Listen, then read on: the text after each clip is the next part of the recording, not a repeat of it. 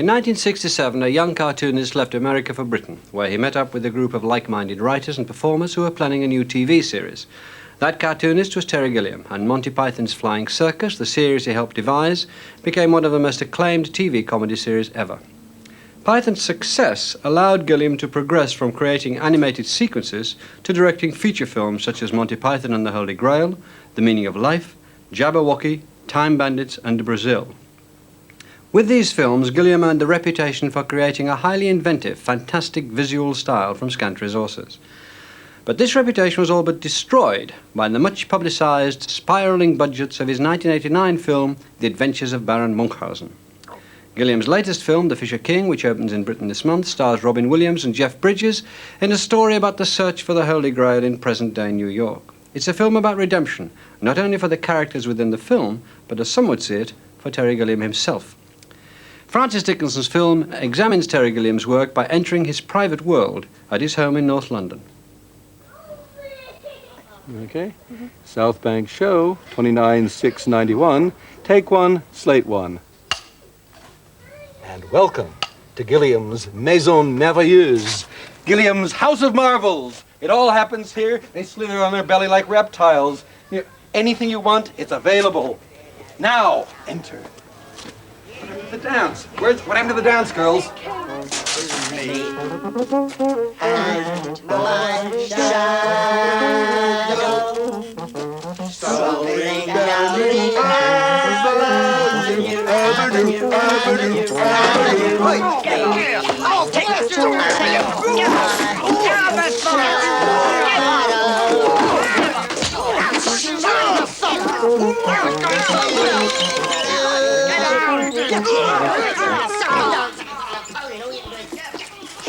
And action, Holly! Oh, magnificent. You do it. He did it, actually, yeah.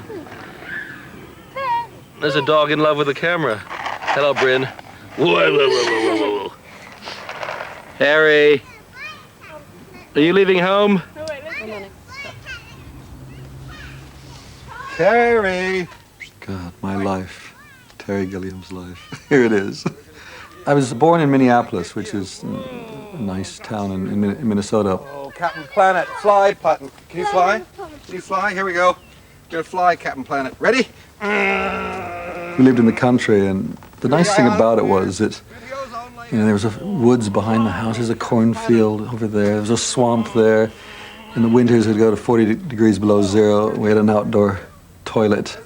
It's the Tom Sawyer, Huckleberry Finn childhood, the kind that you dream about, that Americans actually have. I don't think many of them have it anymore, but I was one of the ones that had it. That red ball is the Earth, Harry. High school, I sort of floated through. I was always involved in decorating for the senior prom and, you know, building sets. And I ended up with straight A's, and I was valedictorian, and I was king of the senior prom, and I was student body president. It was disgusting. And go to college and turn bad, it seems, because academically I just stopped. My real interest was in all the extracurricular things. I remember my senior year, I was editor of the College Humor magazine, which we'd, in our fashion, turned from a beautiful literary poetry and art magazine into this crass thing full of jokes and strange cartoons and just outrageous things. What really set in motion my getting involved with Monty Python was going to New York after college and becoming the assistant editor on a magazine called Help that Harvey Kurtzman, who had created Mad Magazine, was editing. And the two of us did this magazine. And we did these things called fumettis, which it's like a cartoon strip, only you use photographs of real people. So it's really like making a movie, except it doesn't move, and it's still pictures. And you've got to get actors, and you have a script, and you go and get locations, and you shoot it. And we're always looking for cheap, out-of-work actors. And John Cleese is in town because Cambridge Circus, which was the Footlights review that really followed on the success of Beyond the Fringe, they had come to New York. And Graham Chapman was in the review, John, Bill Oddie, Gene Hart, David Hatch, Tim Brooke Taylor, Humphrey Barclay, who then went on to produce. I mean, an incredible collection of people were all in this cast. And John, as usual, stood out, and I got him to appear in a photo story about a man who falls in love with his wife's or his daughter's Barbie doll. It has nothing to do with reality or John's life, but he was just an actor, had nothing to do, honest. And so John and I became friends, and after the magazine folded, I went off and hitchhiked around Europe and fell in love with the place. I just thought, here at least is a place that appreciates eccentricity. This way. This is my room. And it's supposed to be my room. It was designed to sit on top of the house, to separate me from the family. I'm not sure who it's keeping from whom, but we're separate for the moment. And it was a place I always wanted. I always wanted a place that was big, that I could spread out all my work and work in the style to which I thought people who were successful worked. In fact, I find I do probably less work here than I've done in the little tiny rooms I used to scrabble around in. And little by little, this place has begun to fill up with all the bits and pieces from the films that normally get thrown on the dust heap at the end of the film or end up in some little box under a label that's soon lost. And I started collecting them, I think, from the time of Jabberwocky.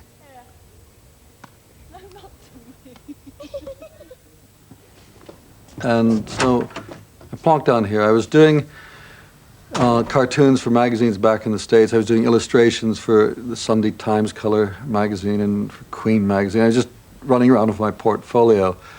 I also was an art director of a magazine called The Londoner. But magazine work was beginning to really bore me, and cartooning was beginning to bore me. I wanted to get into television, and I said, John, can you introduce me to somebody that I can do something for in television? I'll probably get blamed for the death of several rainforests.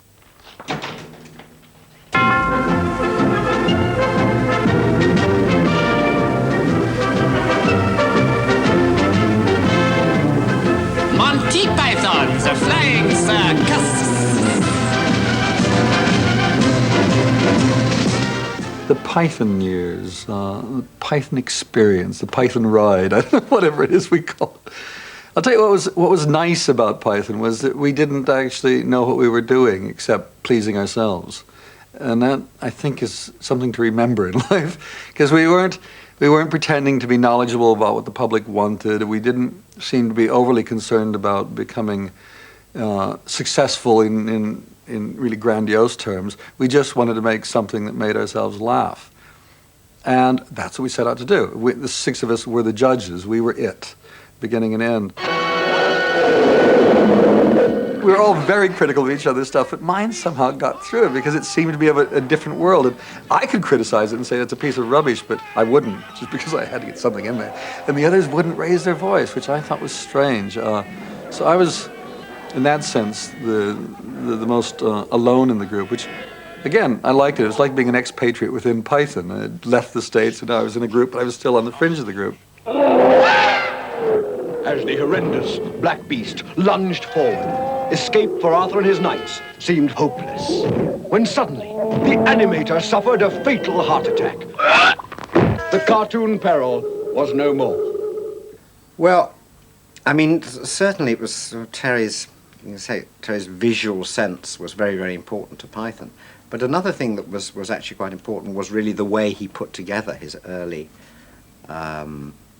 short films. It actually gave us the key to how Python should be put together. I mean, we didn't want to go into Python with a particularly disciplined format. That was the whole point. It was supposed to be, you know, anarchic and subversive and different, and we could throw in whatever we wanted, but we felt there had to be some kind of shape.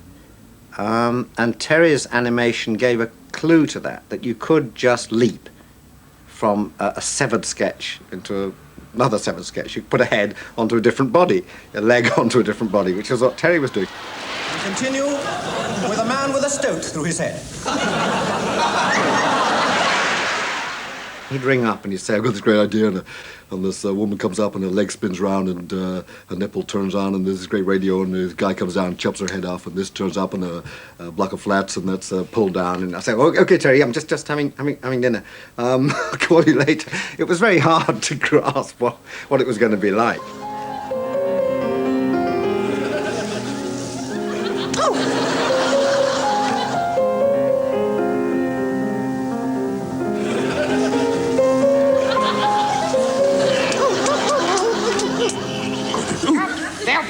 We're not about to allow this sort of smut to be shown on screen. As far as the style of cartoons, I think what was odd is that people hadn't seen that style on television. There'd been cartoons, but they'd been in the Disney tradition, full animation, or Hanna-Barbera, those sort of cheap Saturday morning things, but nobody had seen cutout things. And because I was able to use images that were, you know, classic images, you know, like Venus or famous paintings or a bit of Dürer or throw in some Bruegel, it always had a veneer of class about it. It seemed to be probably more intelligent than in fact it really was. This Bronzino painting is where Python came from, the foot came from Cupid. I used to spend usually 15-20 minutes every week in the National Gallery, desperate for ideas, and these paintings would eventually speak to me, and I thought of everything in this painting, the thing that intrigued me most was Cupid's foot, which we turned into the foot of some strange god that crushes everything when it doesn't go right.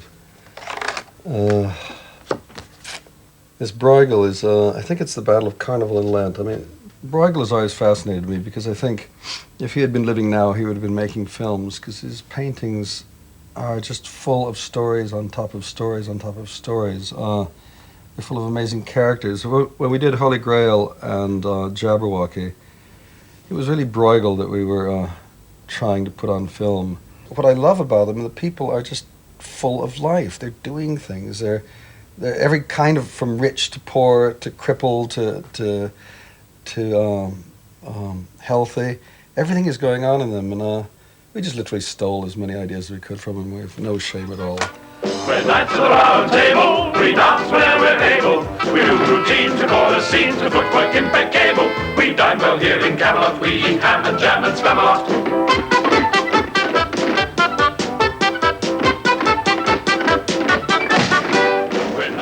When we came to direct Holy Grail, it was an interesting situation because we were given the money with no strings attached. We could do everything, and Terry Jones and I, ambitious little buggers that we were, you know, just wanted to be film directors. That's all we wanted to be.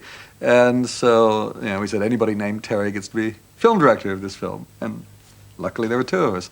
So we set off on this business of trying to direct a film. And it was wonderful because we hadn't done it. And we made a lot of mistakes, but somehow we got through Holy Grail in 5 weeks. And for me, though, it became more and more difficult because I'd been in my little room with my pieces of paper that never talked back, that did exactly what I wanted them to do. And suddenly I was having to confront people like the rest of the group who were very independently minded. And I seemed to have no facility to communicate what I wanted clearly. And Terry Terry Gilliam believed in the beauty of a shot. He believed there was such a thing as not a perfect shot, but a shot which used everything, all some natural light and everything to the perfect effect. And so you would find yourself crouched in a trench with a helmet on, waiting for the sun just to catch the top of a helmet. And I think that happened with John Cleese once. John just couldn't understand why this was happening, why it had to be him, why there couldn't be someone holding a helmet up on the end of a stick for the sun to come up. But Terry said, no, it has to be right, you've got to be in there, John, it's just going to look so wonderful. And John was saying, I don't care how fucking wonderful it looks, you know, I've got cramp, I'm miserable, I'm not getting paid very much, I don't see the point. The Black Knight always triumphs! Have at you! Come on, then. Oh. All right, we'll call it a draw. Come, Patsy. Oh, I see. Running away, eh? You yellow bastard! Come back here and take what's coming to you! I'll bite your legs off! And then I would get angry because they had written the sketch, I was just communicating it to film somehow, transposing it to film, and they weren't playing the game, and so I would go off in huffs. So in the end, the way we actually worked was that Terry Jones worked with the guys, and I worked with the camera and the technical side of the thing, and that was great, and we got through the film.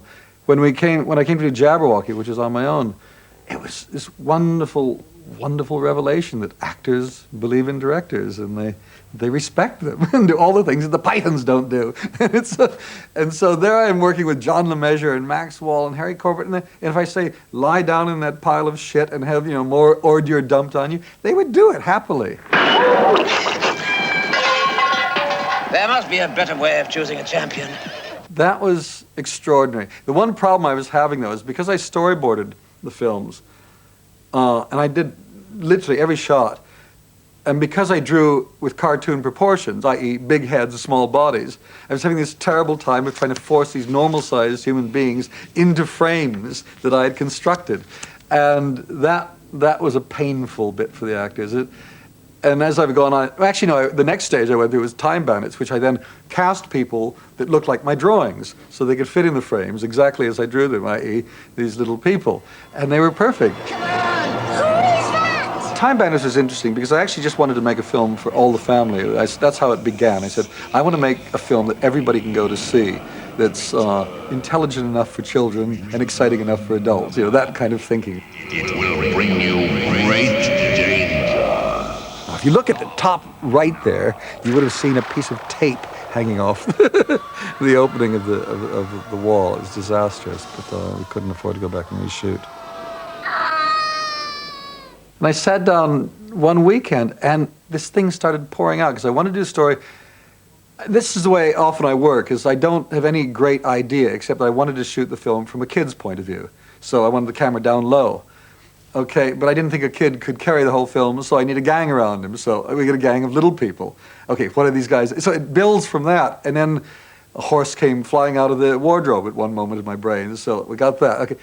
And then I started putting these things together, and it's strange how, it's like the jigsaw puzzle, the pieces, some of them are lying on the table, some are under the rug, I don't know where they all are, but I can see a couple pieces, and then I started putting this thing together, and I really felt over this one weekend it made itself, and suddenly we're in a story with a kid able to escape into all these different worlds. All right, Harry, now remember, you're Mr. Knight, and that's Mr. and Mrs. Dragon over there, and knights kill dragons. So, go and get him, Harry, quick. Time Bandits is really about meeting his heroes, is what it's about, and being disillusioned by most of them. It's about growing up. Oh, it's a fierce one, Harry. We're still in a Python format, sketches, so I can plug in Robin Hood, we can plug in, these things plug in nicely, and we can do nice little sketches. Oh, no! Get it!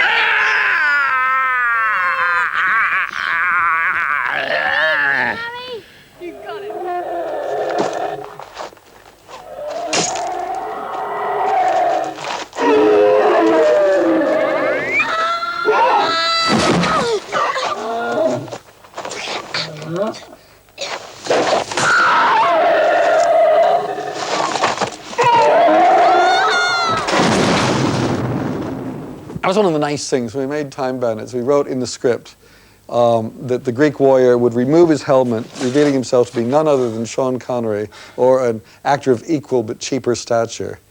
And we, surprise, got Sean Connery to do it. It was amazing. I don't believe the way you killed him.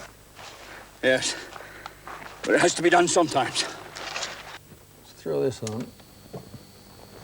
Brazil was a film that sat around for some years. I mean, like 10 years I've been sort of thinking about this thing. I mean, on a very simple level, it's just very cathartic for me. It's all about my own frustrations and my seeming inability to achieve what I wanted to achieve, and the inability to affect a system which is clearly wrong. The fears of Brazil are not so much that the world is spinning out of control because of the system, because the system is us. And that's what Brazil is really about, is that the system isn't great leaders, great machinating people controlling it all like that. It's each person performing their job as one little cog in this thing. And Sam chooses to stay a little cog, and ultimately he pays the price for that. Now, on the other hand, I also felt that that's the ideal view, that if we all do our bit, the world will become better. Then there's the pessimistic side that says enough of us aren't going to do our bit to make a blind bit of difference, and it's going to just, we're all going to lemming-like go over the abyss. And so then it was, how do you escape from that world? And Sam escapes by going insane. And I actually started the film with that idea of, can one make a film where the happy ending is a man going insane?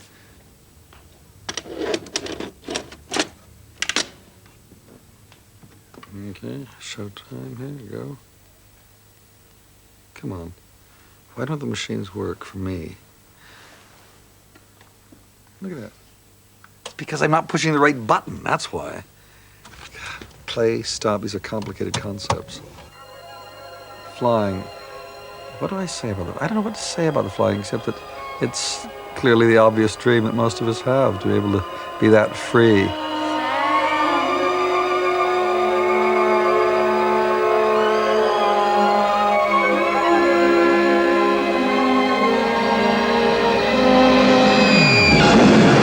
Now, this stuff coming up is really quite extraordinary. Somebody says, it's, again, cheap sexuality.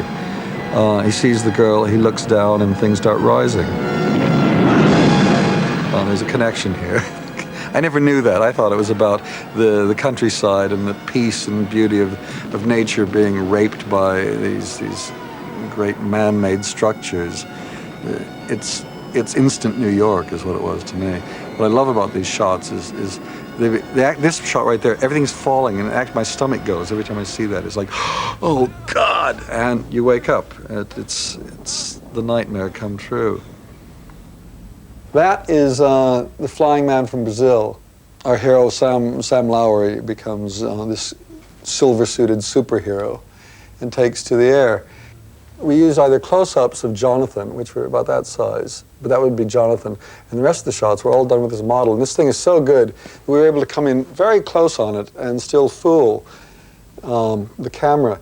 This whole thing was connected by wires to a battery that was then run on a huge track. To make it look the size of a human being, you've got to slow the film down. So we shot it like at 4 or 5 times normal speed.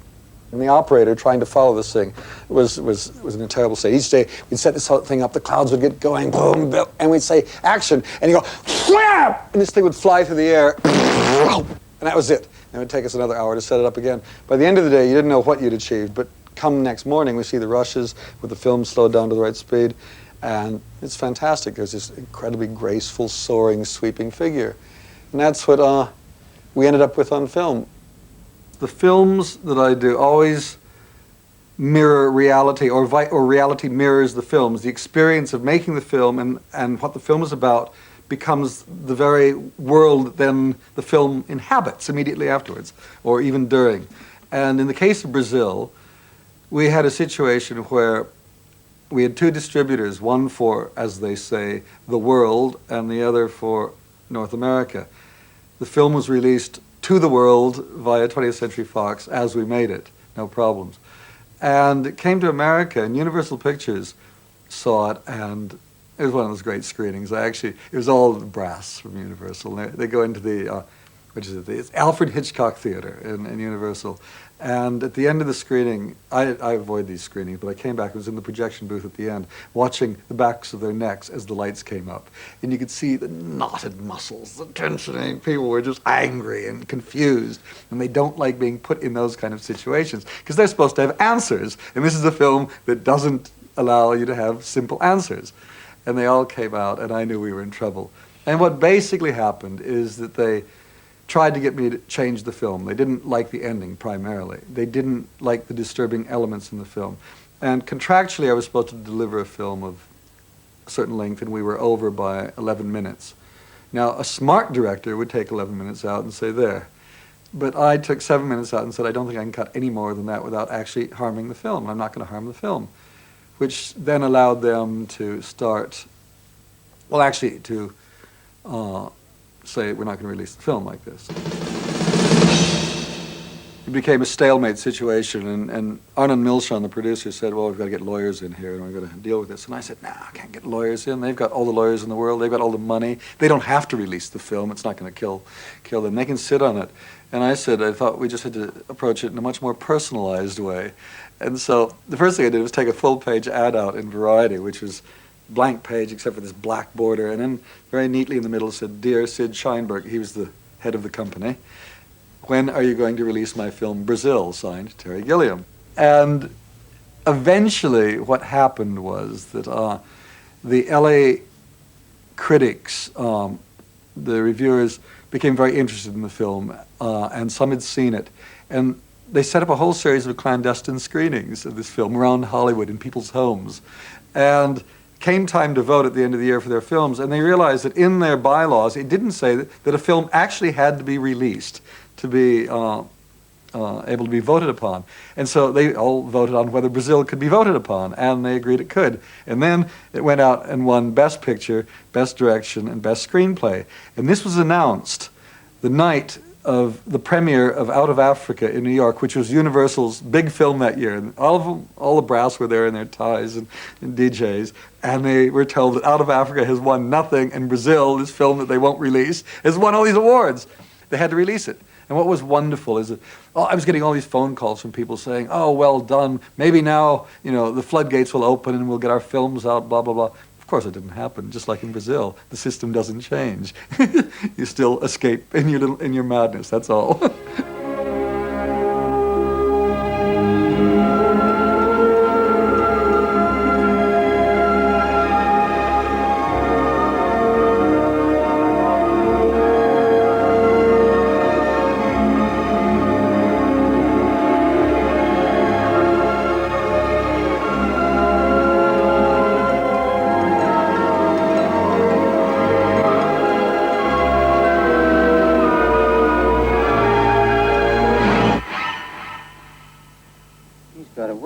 Jack?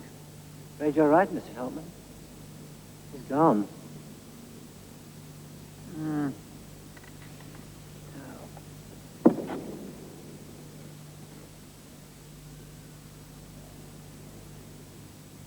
What do I have? What else? What else you want to see?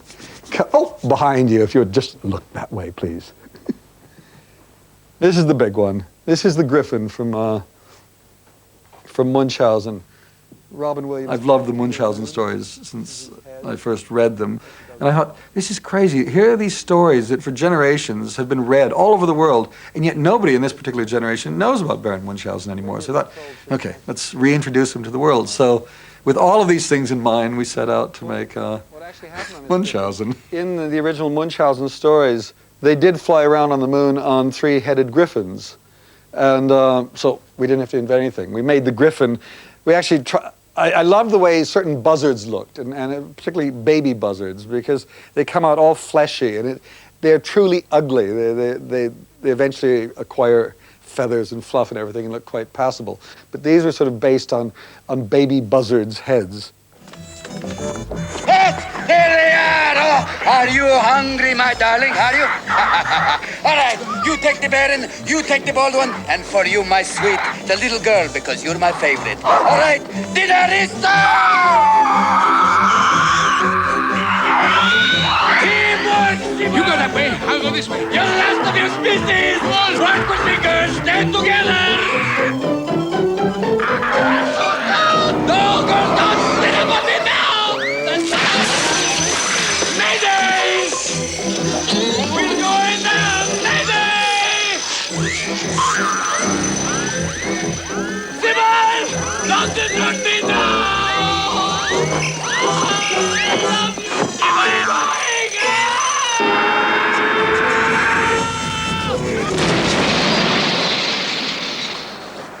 And I realized very quickly, before we even started shooting, a couple months before, I'd bit off more than I could chew, and that we had a system that wasn't functioning properly. I allowed myself to get caught in a situation that was out of my control, where all the earlier films, I did have control of them, but by moving to Italy, giving control to a producer from Germany, all the Axis powers actually teamed up on this one. The Japanese were around as well, and I allowed myself to let go, which was interesting, because it's often the way, that's what an adventure is really about, is giving up control. Go out and see what happens. You've really got to expose yourself, take a chance. And that's what we did on Munchausen, and we got the great adventure of all times, but it's one you just want to do once.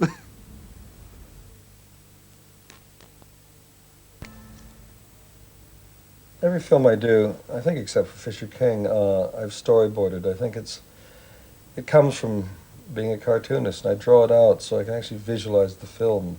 I also found at the beginning, it was the only way I could actually direct. I would have these shots here, and I could count on knowing that if I got that shot, the story was complete. And this is the irony of the whole thing about Munchausen going over budget, is that it It was completely storyboarded. Every shot was storyboarded. I mean, from this is, you know, big horse's head of the statue with people living inside it to the statue. There was nothing up for anybody's imagination. It was all done on paper, so that there's really no excuse for a thing not being budgeted properly, for insurance companies not realizing the scale of the project and judging accordingly. I don't pretend to be an expert on how much things cost, but I do know, you know, what we're doing.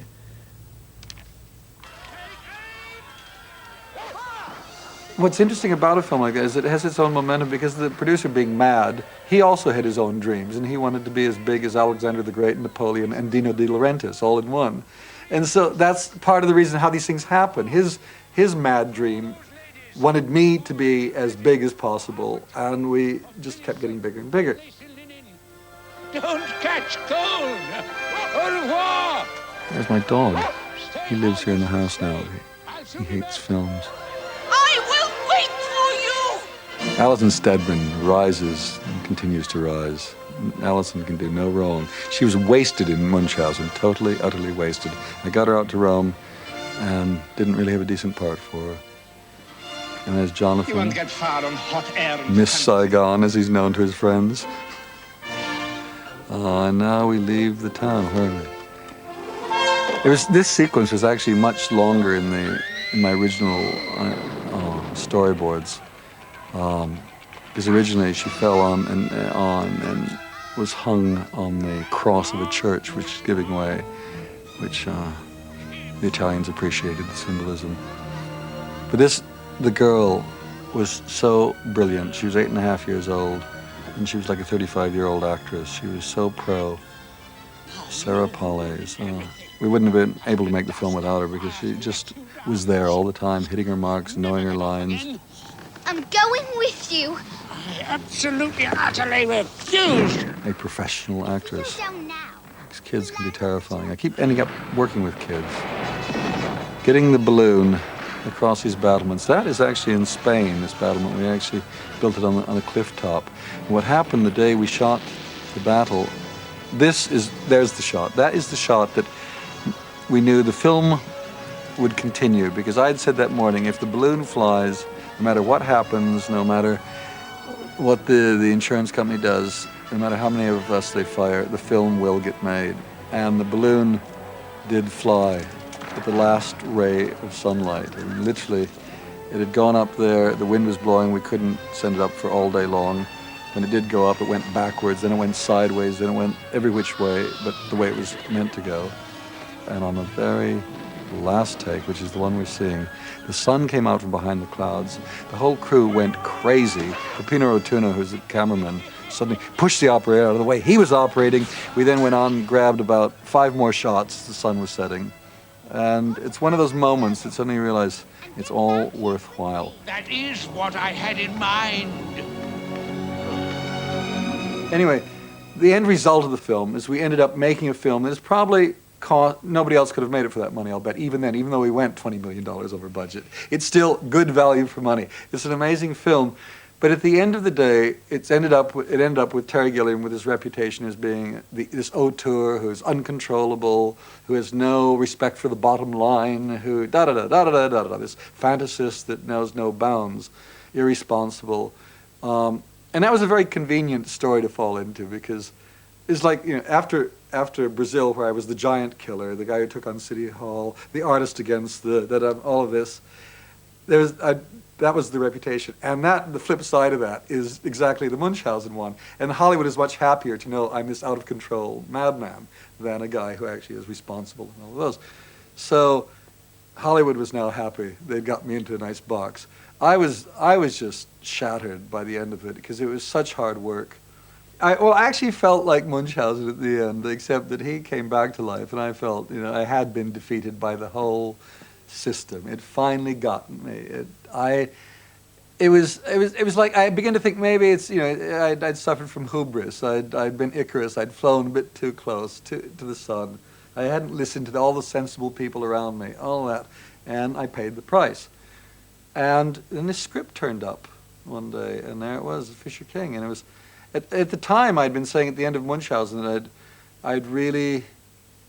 I really wasn't going to make any more spectacles anymore. I was going to make a really, really small film. In fact, I was going to make a film about a schizophrenic, but only about half his personality. I was going to go that small. And while in that mode, this script turned up, and about 4 people, no special effects. It's contemporary. It was for a Hollywood studio. It was to be done in America. I would only be a hired director. It wasn't a script I wrote. It was all the rules I had ever said I would never break. They were there to be broken, and I broke them. Hi. Welcome back. How you feeling? Have I died? Oh, no. Hey, easy. Easy, you want to get up? There you go. Hey, gravity works. Come on. Take it real slow. There you go. Take a few breaths, huh? There you are. Where am I? It's my domicile. My humble abode. Mi casa, y su casa. Oh, if you want something to eat, because your stomach must be a real tabla rasa after last night. If these are raisins or rat shit, you can't tell sometimes. Yeah. How about a fruit pie? You're right about that one. I was off by a couple of months.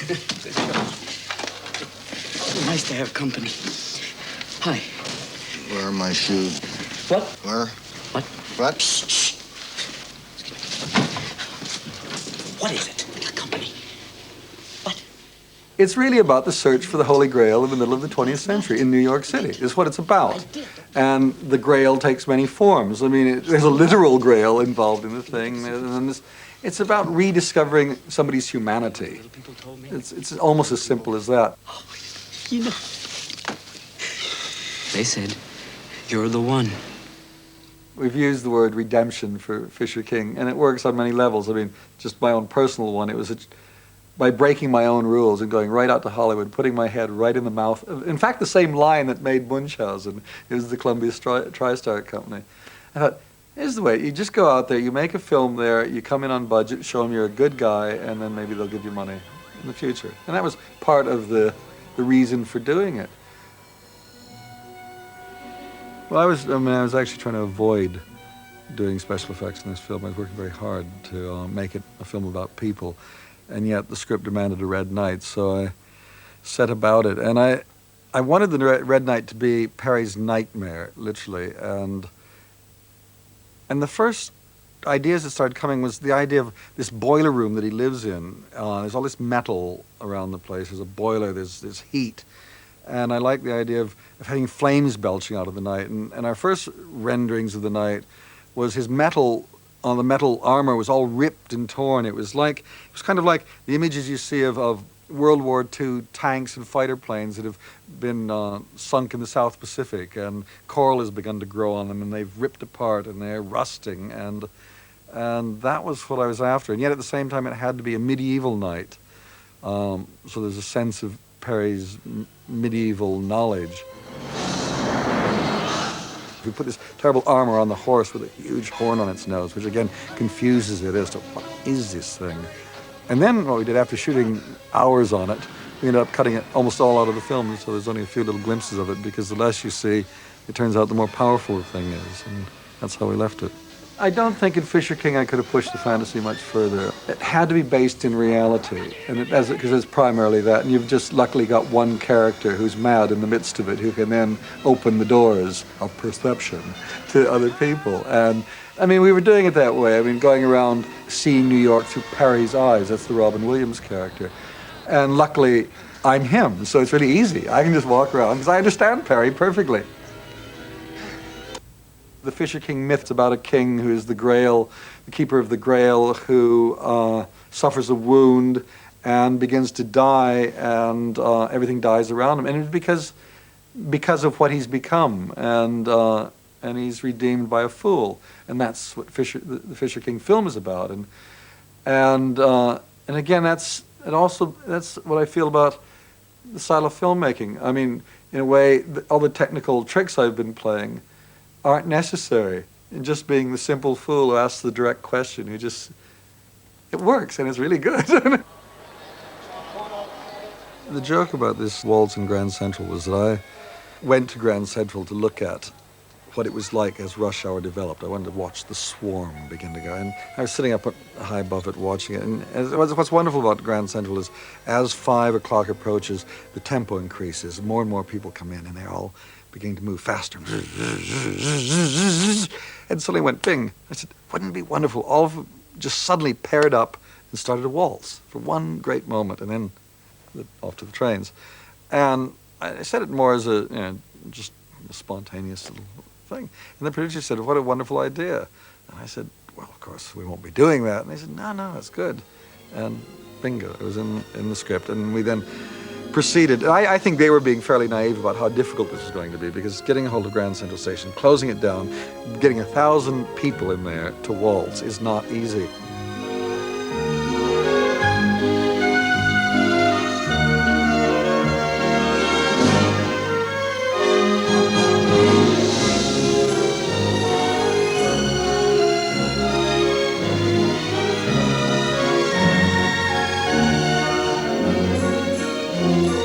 There are shots in there of Robin waiting for Lydia, which are literally grabbed as the first train is arriving.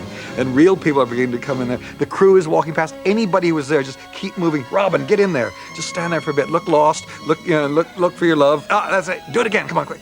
I just love the idea of Perry being so in love that the world changes to whatever dreams he has. And what works so nicely, especially in New York, is that people, it's like a dream they would like to see happen. So it hits on many levels, not just Perry's dreams, but it's their dreams. The idea that for one brief moment, all these rushing, bustling, insular people suddenly make contact.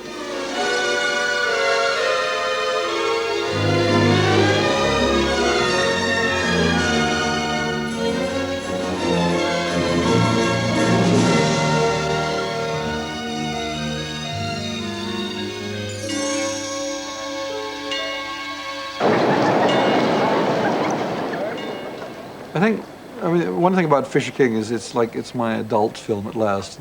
A mature filmmaker, I think this is the one. I watched the film last Saturday and I thought, God, it's so strong because of these emotional connections. And once you've got those there, you can then do the fantasy around it, and it just spins you even higher. And I think I've got to actually now, in anything I do from now on, is incorporate that kind of emotional complexity to the thing. I don't have to just entertain anymore. I can actually grab people by the throat and say, come in here, this is what it's really like. And people are really, can do these things and be these things. And it's, I don't know, I think, I kind of look back on the others, and after seeing the film on Saturday, I just felt, God, they're pretty lightweight. This one has got some real balls in it. Anyway. Are we going? Yeah. Oh, we're going. And cue spontaneity. What did we do? You speak about your life in film. My you life talk. in You talk, I many listen. days in Hollywood. We learn. Hollywood, long way away. Golden country. That is the orange way. country. Keep it long way away. Keep it long way. This is my theory. Take money, buy shoes, nice shirts. You talk. Yes. We're now dealing with a man's soul here, I think, and the price of it. I think what's so strange is by going to Hollywood and doing Fisher King, you can feel the pressures of them wanting to suck you in to be, because I've now got a Hollywood agent, I've got CAA, the big boys. I thought, if you're going to go to Hollywood, it's about muscle. It's the one advantage I think I have over most British directors, having grown up out there. I've got total contempt for the place, and I know it's a very crude, nasty place. It's not about intelligence and cleverness and talent. It's about brute force. Okay, that was, so I got the muscle. And what happens is that suddenly all those doors are open. Dustin Hoffman is there, Warren Beatty, whoever the stars are, they all want to work with you. The studio wants to give you money. And even on Fisher King at the end, when I was having fights with the studio, they kept saying, Terry, you can't carry on pretending to be an outsider. You can't carry on pretending to be the enfant terrible. You're now part of it. You've done a Hollywood film. You're in the system. Well, you're all right. I've sold my soul. You have. Yeah. You who came over to get away from all that. I remember This you coming is- over no, I here keep and you saying- said, no, I've put that behind me. And then Britain let me down, is all I can say. In what way? It didn't, it didn't love me. We're giving you the huge house, the top of Highgate Hill, thousands of people want. But nobody comes to visit me. My friends don't come anymore, so No, I have to go to Hollywood to find That's them. because you're in Hollywood, or they're on the phone, or faxes come through. I've noticed this gradual drift back towards faxing? America. No, it was a test. I think it was a test to actually dip What? your toe back in the American water and see if you can survive. All my films have really been statements about America, strangely enough. I mean, if you look closely at them, and if I sit and try to describe them a certain way, they're all me reacting to that country I left. They're seen through the eyes of somebody who lives in Britain and has been affected by this world, but they've all been sort of messages in film cans back to America. They've been disguised with Middle Ages and the 18th century and everything, but it's about that. This one, there's no disguise. That's what's interesting about it. It's just, it's there, it's naked. This is the world. Well, it's very hard because he sort of takes you by surprise each time. And I would say, if there's a weakness, it's only that sometimes I feel he doesn't take me by surprise. I feel I've seen things that he's done before. I mean, I would say in Fisher King, just looking around to see he's coming. I've seen Fisher King, for instance, the image of the horse. There's also the under Brooklyn Bridge, the city of the down and outs and the derelicts. I've sort of seen the huddled masses in Time Bandits as well. Now, in everyone else's work, I mean, John Ford made lots of films with people on horseback. Why criticise? It's just with Terry there is such an enormous sort of suffusion of invention that you do notice it when an image is repeated. And I think that maybe that, I would say, is the thing which strikes me sometimes when I see some of the later works as being a repetition and therefore weak because I know the film before and the film before that. I think I would have taken your criticisms, if they are in fact criticisms, Mike, because what criticisms? I mean, it was a tone, it was creeping in. Just because I'm not in the film, just because I've been rejected yet again, as I was on Baron Munchausen. Too busy going around the world becoming famous. Right in the cheap films, have soil rubbed in his mouth. Oh yes. There's a tendency now that, okay, let's say that this film is successful, and America are going to offer me money. There'll be that tendency to say, oh, we'll make more like this. It's easier to make films like this because I don't have to do the same battles. And I hope the perverse side of my nature still is there to rescue me from this, because I think that's what's kept me going, is just sheer perverseness. And because the easy path is that way, I don't do it. I think I'll know when I'm really middle-aged when I go that way the second year. But if the next film is an easy film, it's over. He's middle-aged, he's fat, he's a slob, he's given up the battle.